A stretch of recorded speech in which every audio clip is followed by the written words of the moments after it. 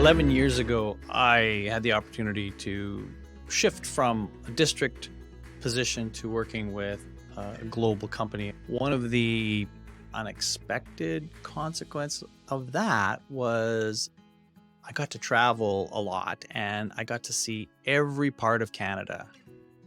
And, that really opened my eyes to the majesty and the beauty of our country. And I've always been a curious traveler, somebody who just enjoys going to all kinds of different places and learning about what it's like to live and be in those spaces. And, this podcast, as much as it's been about the great leaders that we have in our country and the great education that they're providing, it's also kind of a love letter, if you will, to Canada in general. The real beauty of the places. And so at the end of all my episodes, I ask people to tell me a hidden gem. So not the obvious, perhaps a thing that you might think of when you think of those particular places, but something that they would just like people to know about. So in many cases, it's restaurants or it's parks or it's buildings or all kinds of different things that I think are just amazing. Many of them I hadn't heard of before. Some of them I had. But I thought I would finish the year off. This is my last episode, my last episode of season one. We'll begin season two in January with, again, a host of new guests sharing similar, but yet they're very unique stories. So I wanted to end the year with this little love letter to Canada. And so we're going to start on the very, very East Coast, our Prince Edward Island guest, and end with our British Columbia, Vancouver Island guest. And so again, you'll see these folks going through, and let me just tell you the people that you're going to be hearing from in this order in case you're not watching this on YouTube.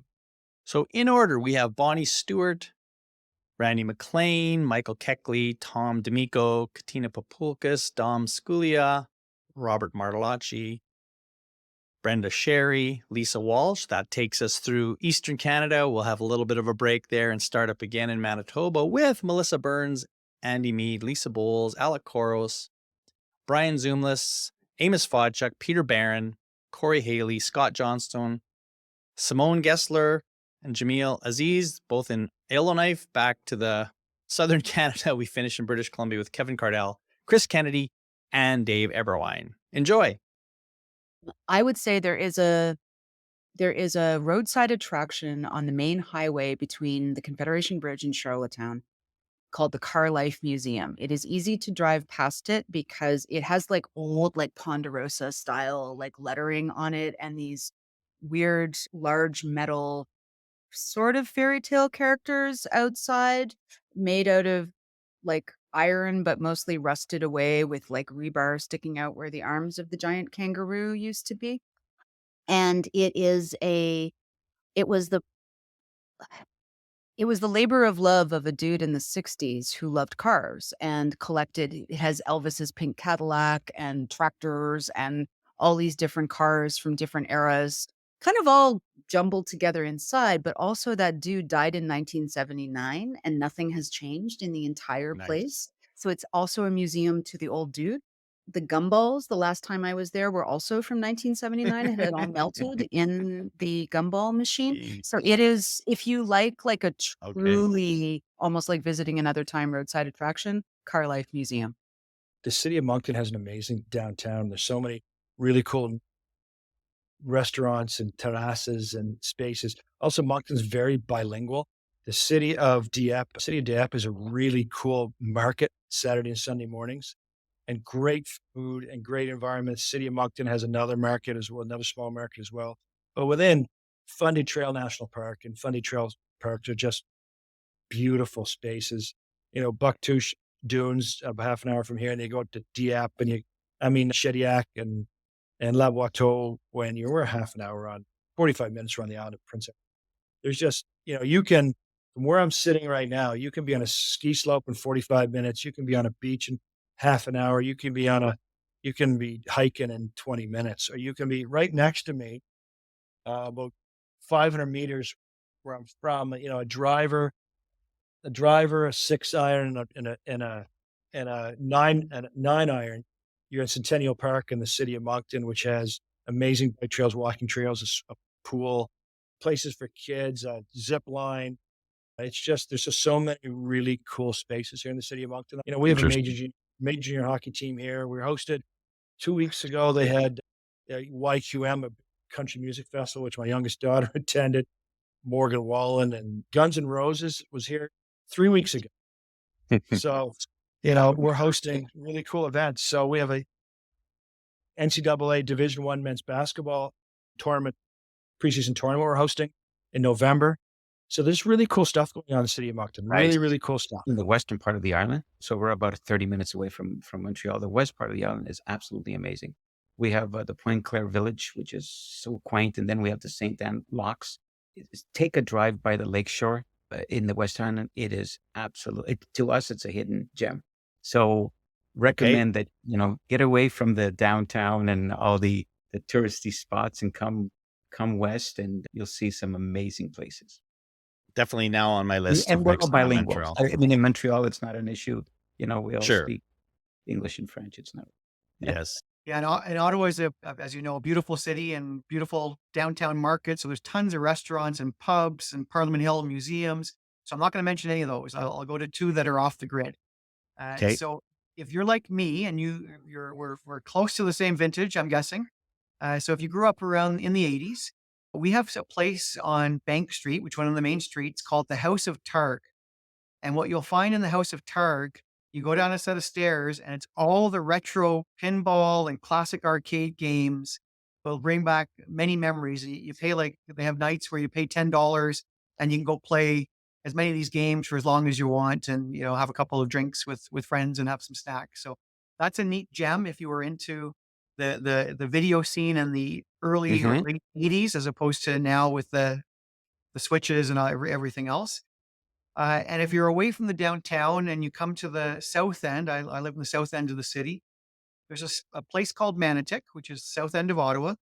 And you'll find there a fully functioning mill, Manotick Mill. It's a historic mill that was built in 1859. So you can visit the mill, and right across from the mill is Dickinson House, which was the campaign headquarters for Sir John A. Macdonald. So just rich in history. You're near, obviously, because of the mill, working mill, you're near water. It's just a beautiful area.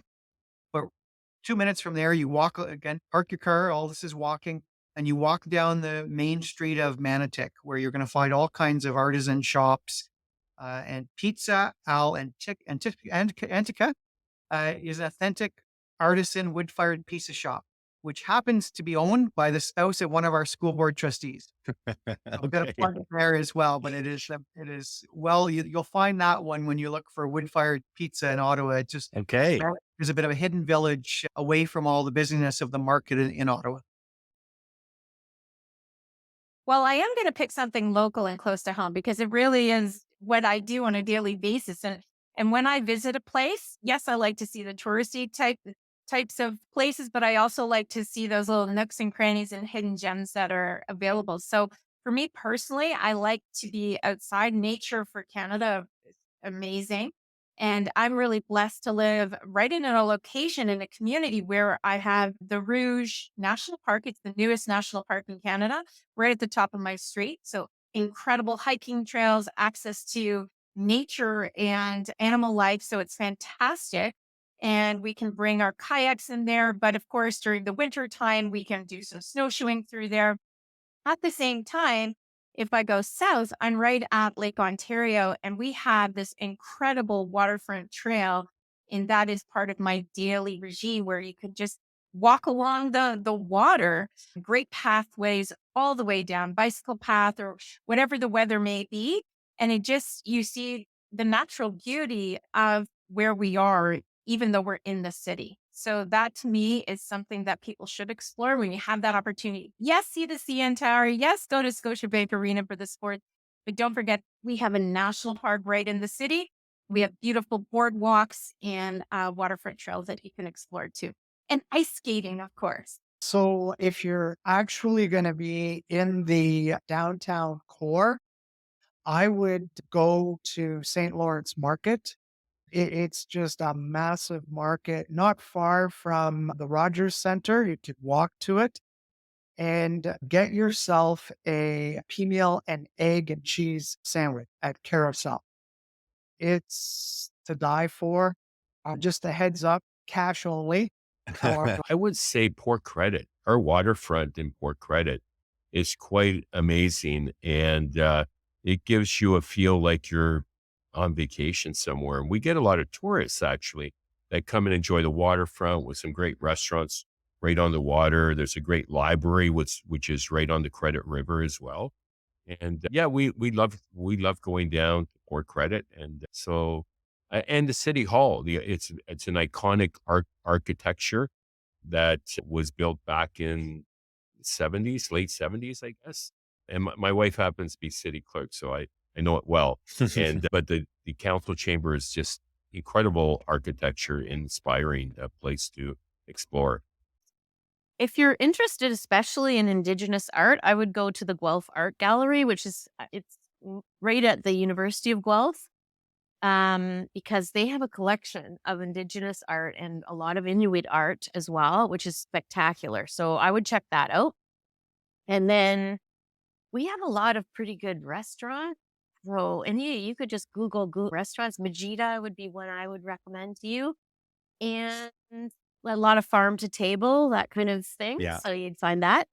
And also craft breweries are something we do. So like the we have the Speed River, the Aramonsa River, and the Grand River. So kind of unique in the rivers that meet up in Guelph. That would be cool to be down there and having a craft brew and sitting by the river. And then there's one thing I have not done in my years here. There apparently there were gallows and stuff because Guelph is a very old city. So there are gallows downtown and you can kind of do a walking tour around there to find out where those little secret spots were from way back. So I'd like to do that, but haven't done it yet. I was in York Region for 25 years and I didn't really know Southwestern Ontario until I moved here to take on this job. And we settled in Stratford, Ontario. And of course, many people would know that Stratford is the home Right. of the Stratford Festival. So it also has a rival music festival, which is amazing in the summer. And there's all kinds of concerts and things to do there. But as you drive around our region, so you can drive north to Listowel, which is a beautiful community, a big farming community, great produce, great fresh baked goods, all that sort of thing. And there's a large Mennonite population there who are very welcoming. We have a lot of Mennonite students in our schools. And it's exciting to see a new culture, a different culture there. And we have a lot of new immigrants moving to that area. So we're getting a lot more diversity into our area, which is lovely. And then if you travel further west, you will arrive at the shores of Lake Huron and home of Godridge, Ontario is there. And Godridge has very interesting geography, first of all. It's one of the prettiest little towns in Ontario. And it's built around a spoke and hub kind of town. So it's circular with the streets and the city hall's in the middle. It's a Cool. beautiful town. There's wonderful beaches there, great restaurants all along the shore. There's a big salt plant there, which is very interesting to see. And the Godridge Jail, which is a site to visit. They have actors portraying what it was like many years ago. And then if you drive down the shore, down the coast of Lake Huron, you arrive at Bayfield and then down to Grand Bend. And all of those there's many beautiful little towns in our community to visit. It's actually quite a tourist area. Who knew that this is actually becoming wine country? There's a lot of wineries popping up and small breweries and tons of great restaurants and tons of theater in this area. So if you're artistic and you love local theater, you could go to something different almost every night of the week in our area. This episode is brought to you by Advanced Learning Partnerships, also known as ALP. We are a professional learning consulting group that serves communities across North America. We are partners, designers, and agents for change. You can learn more about the work we do at alplearn.com. And now back to the show. I mean, Winnipeg is low key really great for food. So if you're a foodie, there's so many great like underground kind of restaurants that you almost have to like hear about word of mouth and like even some with like secret entrances. So I would say Yes. definitely the foodie locations are definitely worth checking Okay, out. give us a And secret entrance place that I could go next time in Winnipeg.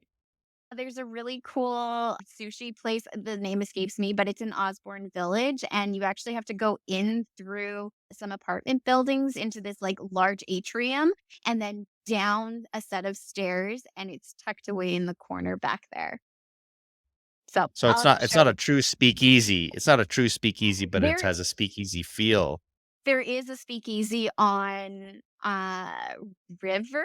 I think River in Osborne. There is one there. I haven't been there myself, but I've heard about it. And you apparently have to have an invitation to actually even get in there. Oh, So I okay, haven't wow. been. Okay, you can't just show up. Yeah.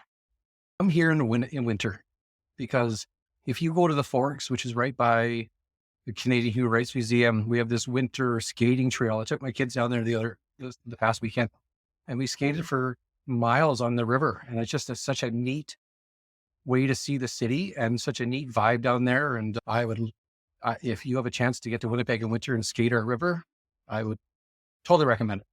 You got it. I love hidden little new restaurants. Mhm. Some of them are, Give it. and we do a lot. I was just at Cordova last week. It's a tapas place. It's amazing and has a lot of vegan and vegetarian options with it too. So that's good. I don't love the winter. In fact, I should have been born on the ocean in a hot country somewhere, but you need to make the most of it. So things like just hiking in a lot of our local parks right in the city. There's a lovely park in our school division called Kings Park, and it's a great place to go winter and summer. You know, it's not a Cinnabon Park. It's not one of the Right. focal points. It's not one of maybe a tourist attraction, but something like that, or hiking along the river, along the Seine River is excellent. And there's always lots of sporting things going on outside here, winter and summer. So you can see kite sailers where you never expect to see them, and then more, more traditional things happening. Regina has really good food in a lot of ways. So, and of course, our pizza is known across the world. Apparently, some of our Regina style pizza, which Regina. I didn't even know there's Regina style Regina pizza. style pizza, yeah, Western and Houston, is it? and those Oh, like they're really okay. thick Like just pizza the with lots heavy of meat. meats. Yeah, Yeah, so we have Rotos here in Moose Jaw, which I know is actually a kind of a people order it from, Toronto or whatever. It is a different deal, that's for sure. it It's is. I Yeah, mean, it's not deep dish, but it's a it's lot. meaty. It's heavy. It's meat. It's heavy. Yeah, so apparently people still order it from all across Okay. the world, like Western Yeah. Houston, Trifons, like it's kind of the style. And I Right. think Rotos and Moose Jaw is very similar. Well, everyone who comes to Calgary, they want to go to Banff, right? As you mentioned. So Banff and Canmore are very hot tourist places, and it takes about an hour and 15 minutes to get to the town site of Banff from Calgary. But I'll tell you a big secret. The next Banff, the next Canmore is called the Crow's Nest Pass in southern Alberta. It's a 2-hour drive away from Calgary. It is Crow's Nest Pass consists of 5 little towns in the mountains. They have little breweries going on there. There's a few nice restaurants, magnificent mountains without all of the crowds and tourists that you see at Banff. So my wife and I, we actually own a little acreage there. And over the last couple of years, we've just seen the towns are just growing now, but it's still lesser known. And so if you come to, Alberta, definitely check out Southern Alberta would be my recommendation. In Chapel Hill, Durham, Raleigh. So where I live is in this they call it the Triangle. So there's an amazing seafood restaurant, but it's a shack. It's called Salt Box. Ricky Moore is this amazing African-American chef who's just lived, eaten, and breathed seafood and just culinary culture. And he's a James Beard Michelin awarded, he is exceptional. That food is ridiculous. And you'd drive past it like it was a gas station, but that place is amazing. So there's that. Okay. I grew up in St. Paul, Alberta, not Minneapolis, Minnesota, which is a small community in rural Alberta. I mean, the UFO landing pad yeah, on Main Street. It's been beaten to death. But if you want to come to St. Paul, you're going to see the world's only UFO landing pad. In the 80s, the St. Paul mayor got more money from someone to build a tourist office that is in the shape of a UFO. So if you want kitsch, come on to St. Paul. You got it. Well, we're known as lake country, and so there are just some beautiful lakes in the area. Whitney Provincial Park is just on the road from St. Paul toward Elk Point, and there's the Borden Trail. So there's an eschar that was a ridge created by glaciers millennia ago, and some great hiking, fishing, boating. So the area is it's gorgeous drives in the country and it's called the Lake District for a good reason. So if you're into camping and outdoor activities, this is really a great place to come. Is the river valley that's in Edmonton. You think about what a gift that undeveloped stretch of nature is, going from Devon all the way up past Fort Saskatchewan, and I think that this is the year that they're actually going to connect the paths that go all the way through it. I'm a big outdoor person, a big runner. I did a big trail race in that river valley over the fall. And I often say, you can stay downtown Edmonton and just drop down into the river valley, and it feels like you're a million miles away. It doesn't feel like you're in the middle downtown of a city. When you leave Edmonton and you're heading toward Jasper, we're the first sort of school division you go through west of Edmonton, Spruce Grove and Stony Plain. Spruce Grove is it's a growing city that's got a lot of energy to it. It's, every time you turn around, there's new businesses and new houses and new, which is causing us to grow in population and need new schools. We've got a number of new schools in Spruce Grove. Stony Plain tries to be a small town, but it's growing as well. It's the town with the painted past. So if you come into Stony Plain, there's murals all over the place. It's actually beautiful. And then, as you head west along Highway 16 toward Jasper, and you see the rest of our jurisdiction all the way out to the Pembina River, which is where Entwistle School is. And south of that would be Tomahawk. And we have such a wonderful mix of people here. We've got people in oil and gas, we've got farmers, we've got sort of those suburban urban people, or urban, I think they sometimes call them, the acreage people, and wonderful families, good staff. Like, it's a real joy. It's a joy to work out here for sure. Yeah, I'm going to say Back Bay ice caves. And you can only go to them in the winter, of course, because they're ice caves, but there is a little Back Bay cemetery when you first go in, and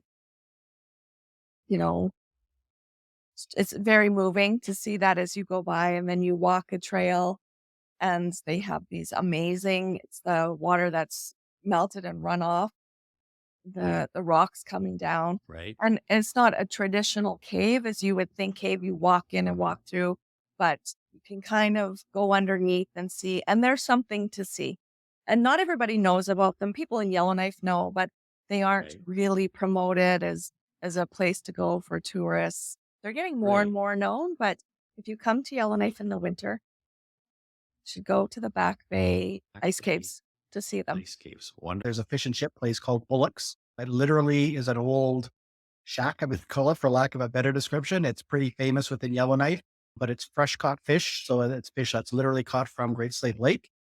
Having been in Manitoba, I've had pickerel and trout before, but this northern pickerel and trout, it's totally different. It's huge. I mean, you get these huge, fabulous pieces of fish with fries and an interesting ambiance. And I mean, you're not going there for amazing views or anything like that, but it's just a fabulous spot. And I'm going to say probably some of the best fish and chips you're going to get anywhere in the world. There's another neat little restaurant that has been opened up by a very young chef. It's called Fishy People. And everything that she makes is fish based. So she will make like a charcuterie plate, but all of the sausage, all of the stuff on the plate is kind of fish based. And she has her own little garden outside in the summertime. And so kind of uses those herbs and wines. But I've had some really great meals there. The trail and nature system in Yellowknife actually is probably second to none. So if you're a hiker, if you're a walker, there's going to be all sorts of outdoor activities for you to engage in. I'm going to say that every recreational or athletic pursuit that you would want to engage in exists there as well. And there's probably a very robust and active community who kind of want to connect to those things. And then also a really big fine arts community, painting, drawing, sculpture, knitting, quilting. I just, not that I'm engaged in all of those things, but I hear about all of those kinds of things. So I'm going to say that there's a fit for everybody up there. I mean, Aurora College is across the street from our board office, and I go there in the fall and kind of chat with students about a variety of things. And, they have clubs for board games and for people who like to paint tiny little figurines and reenact certain things with them. You have to get out a little bit outside of the city limits to see the Aurora Borealis. Just when you're out on the land and the aurora is really flaring up, that it makes that it can't be replicated. And I'm going to say for a lot of people, it's almost a religious type of experience. And then just go and connect with some locals. I mean, there are tons of folks there who have been there a long time, who have great stories, who are very proud of their community and would be happy to show you around and really share some great history and images of the community. And it continues to grow. Had I known that Yellowknife existed and the opportunities that were there 20 years ago, I might have gone there 20 years ago, but I really was not aware of all the fabulous things that were happening there. I would say the Harvest Golf and Country Club, because you can book times. It's semi-private if that's your goal. And then the trails along Kalamalka Lake, which opened up just a few years ago. You leave from Oyama and you go all along the lake right to Vernon. Very nice. You can stop and dive in the lake. It's fantastic. And I am going to say a vineyard because there's lots of big vineyards everyone knows. Right. But there's a really terrific family-owned vineyard called Vibrant Vines. And there's 3D art in there. They're one of their produces. And it actually becomes the label on the wine or covers the whole wine bottle. You can use them later on. They have lights, you put them in. The wine's fairly decent. The whites are very good. One of them won this Whoops wine because they put the sleeve, the artwork on upside down, and they sent it in full of wine. And it was really to an artwork or bottle artwork contest, they thought, on a worldwide. And got entered in the wine contest and won best wine in the world about 10 years ago. And so it's a really nice light summer wine. And so I would say Vibrant Vines. They serve food. They do some other stuff there. It's smaller vineyard, but just big enough to be entertaining. They have music there. It's not like going to Mission Hills or all the big ones or everything down on the bend. It has a fair bit of cachet, but if you're into hiking, I tell everybody to do the grouse grind. It's a hard hike. It's like it'll take you between just under an hour and 20 minutes. But you get to the top of Grouse Mountain, you get the most amazing view of the city, and you have this great sense of accomplishment when you're. For people not familiar where Saanich is, we're just north of Victoria. There's a bit of, it looks like a backwards J the way Vancouver Island is shaped. And we're on the little tip of the J at the bottom. So we're this peninsula that is just above Victoria. So we're surrounded by ocean on three sides, and we are a very geographically tight community. So there are lots of unique aspects to the peninsula here. One of them being we're part of something called the Agricultural Land Reserve. And so it's a provincial designation that prevents a lot of building, and the land is reserved for farmland. So we have both a mix of some modern urban density, but also lots of rural land. So we have lots of farms out here, lots of local produce that's produced out here. You'll see local farm stands all over the place. Patty and I buy our vegetables on the way home from the local stand and put our toonie in the metal box and pick up our carrots and our potatoes. It's fabulous. We have great wineries here on the peninsula. Vancouver Island isn't typically known as a winery area, but the whites that are grown over here are fabulous. One of the great little wineries is called Deep Cove Winery. Fabulous. Light white wines there. Excellent. We're also surrounded by incredible beaches here. There's one called Island View Beach, which is dog friendly for most of the year. And the dogs go crazy on the beach there. There's camping on it as well, too. Great place. There's lots of windsurfing going on out in the ocean there. It's a fun place to be. And yet it's really just known by the locals. Tourists typically don't go to it, but it's this massive beach on the east side of the island. And our little town of Sydney, which is quite close to where Patty and I live, is really a little hidden gem on the island. Every year, one of the local magazines talks about the top 20 places, top 20 towns in Vancouver Island, and Sydney historically comes out as number one. It's got the quaintest little downtown with coffee shops and bistros and some amazing restaurants. and it's only about 5 or 6 blocks long. It's just a great place to wander. And then it's got a great seawall with some pubs right on the beach down there. Really is a little gem. So if you're ever out here in Vancouver Island and you're going to Victoria, by all means, spend some time on the peninsula up here. I don't think you'll regret your stay.